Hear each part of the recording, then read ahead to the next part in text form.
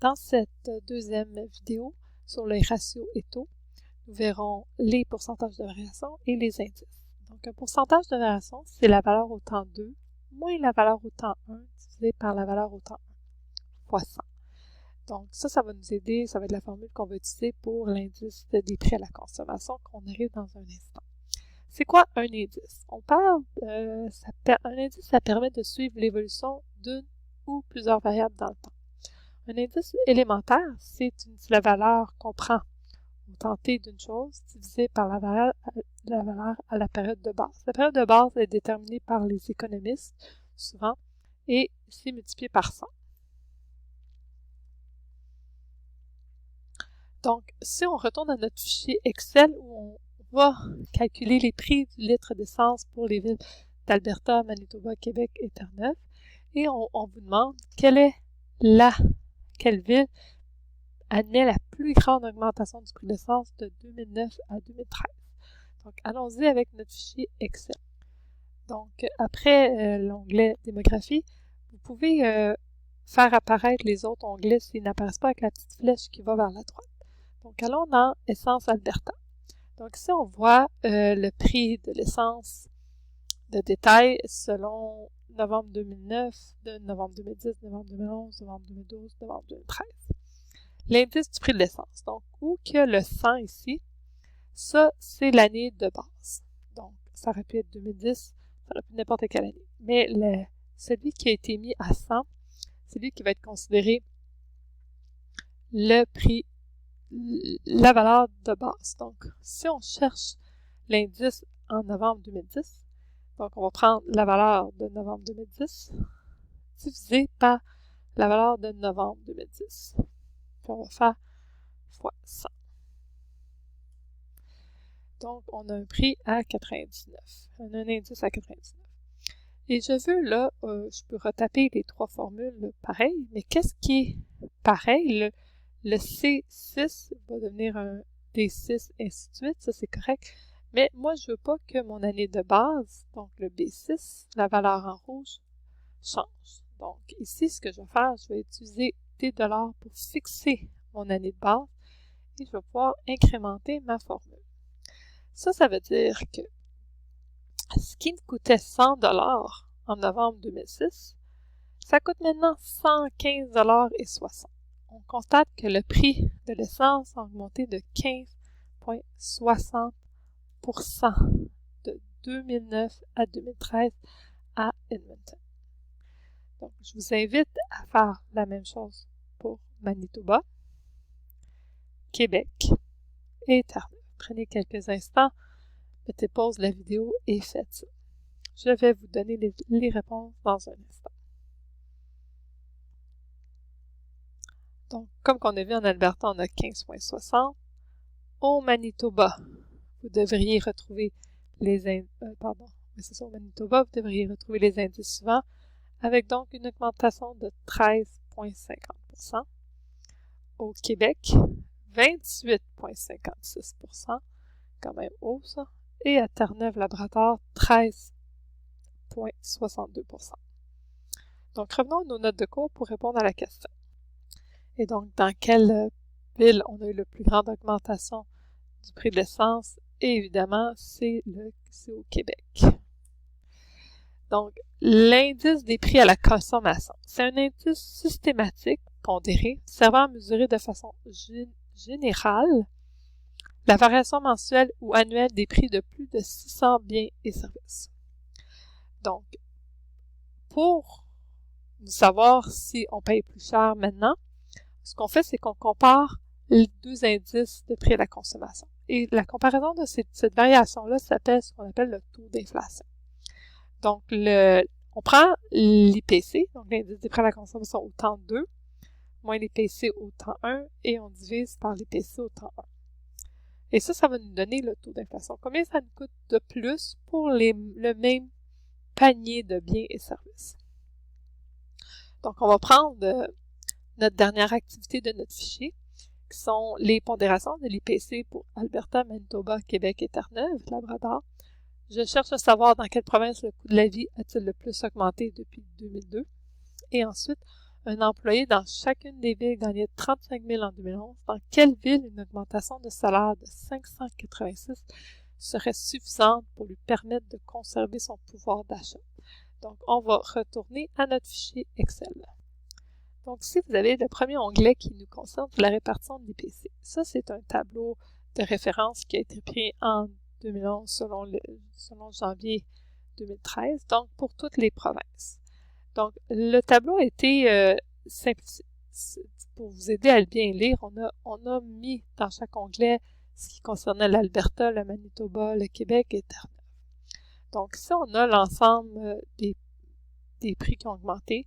Au niveau du logement, au niveau de l'alimentation, bien ça correspond à 15,99% de notre panier de biens et services, le logement à 26,56%, et ainsi de suite pour toutes les catégories. Toutes ces catégories-là vont former nos 600 biens et services qui représentent l'IPC. Donc, ici, on va faire pour 2011 et 2012. Donc, pour savoir c'est quoi l'IPC ici à la fin qu'on veut calculer pour chacune des années, bien, ce qu'on doit faire, c'est considérer la pondération que l'augmentation, combien ça coûte maintenant. Donc, en 2011, pour les aliments, on avait un indice de 1,25, puis ça, il y a une pondération de 15,99. Donc là, ce qu'on fait, c'est que ça, c'est la portion qui correspond de l'IPC qui correspond à l'alimentation. Vous pouvez incrémenter votre formule comme ça jusqu'à la toute fin. Et là, si vous additionnez cette colonne-là avec le bouton Somme ici, ça correspond donc à l'IPC de 2011. Donc, on va faire la même chose pour 2012. On va aller chercher le prix, l'indice des aliments fois sa pondération et on va incrémenter la formule. Vous allez ensuite additionner ça.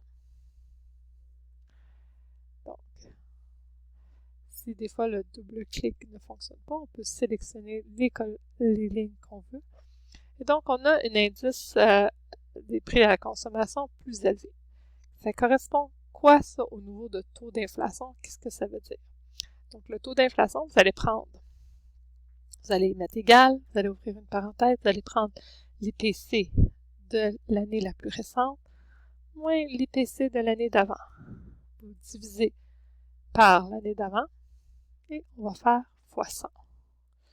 Bien, encore une fois, ici, on peut le faire avec Excel. Je vais le faire après, à vrai dire. Donc, moi, ici, je vais aller utiliser mon bouton de pourcentage. Je vais lui donner 2 décimales comme j'ai fait. Donc, le coût de la vie a augmenté de 1,09% de ça à ça. Donc, pour 100 $ de biens, il en coûte 101,9 $. Donc, c'est sûr, c'est une petite augmentation. Mais ça veut dire que si je veux être sûr comme que je peux acheter autant de biens avec mon salaire, c'est ce qu'on dit. Si une personne gagne 35 000, ça paraît pas beaucoup, là, sur 100 $. Mais sur 35 000, il faut que je gagne combien pour être capable d'acheter exactement les mêmes biens? Donc, si ce que je dois faire, c'est je prends mon 35 000, je mets un égal fois le taux d'inflation. Le taux d'inflation plus, ça c'est l'augmentation, le 35 000 que j'avais déjà. Donc ici, et on va mettre un signe de $. Donc ici, si vous remarquez, pour que je sois capable d'acheter exactement le même bien et service, je dois gagner maintenant, en 2012, 35 380. Et avec ça, je garde mon pouvoir d'achat. Faites l'onglet Manitoba, Québec et Terre-Neuve. Prenez quelques minutes pour faire ça. Je vais vous donner les réponses ici de Manitoba. Donc si on regarde juste la réponse finale, donc au Manitoba, on trouve en 2011 118,45, 120,44, un taux d'inflation de 1,67. Donc pour 100 $, on a 101,67. Puis Puis si je veux acheter le même panier de biens et services, il faut que je gagne maintenant 35 585,46 $. Pour le Québec, j'ai un IPC de 118,47 à 121 l'année d'après, ce qui me donne un taux d'inflation de 2,16. Donc, au lieu de 100 $, ça me coûte maintenant 102,16. Et pour acheter le même bien, je dois avoir 35 757,28 comme salaire. Et Terre-Neuve, donc ici, 121, 124. Donc, on a un taux d'inflation de 2,23. Le 100 $ me coûte maintenant 102,23. Et pour que je gagne le même pouvoir d'achat, mon 35 000 doit devenir un 35 778,83. Donc, si on nous demande, ici les réponses ont été mises, dans quelle province le coût de la vie a-t-il augmenté depuis 2002? Là, si vous regardez la réponse est l'Alberta. Mais comment qu'on trouve l'Alberta? Donc, si regardez, la première chose qu'il faut voir, c'est qu'il n'y avait aucun calcul qui se faisait. Donc, vous regardez, en 2002, ça me coûtait 100. En 2012, ça me coûte 127. Ça me coûte 27 $ de plus. Ici, au Manitoba, c'était 100 en 2002. L'autre, c'est 120. Au Québec, c'était 100, 120. Donc, l'Alberta est toujours le plus fort. Et ensuite, 100, 123. Et c'est pour ça que la réponse ici, c'est l'Alberta. Ensuite, une employée gagne. Donc, dans votre salaire, si tout salaire qui est à 35 586 peut avoir le même pouvoir d'achat. Donc, ici, dans nos réponses qu'on avait, donc, vous voyez ici, c'est pour ça que Terre-Neuve, ça ne marche pas. Il dépasse le 35 586. Québec dépasse aussi le 35 586. Mais Manitoba, ça va. Et l'Alberta, ça va.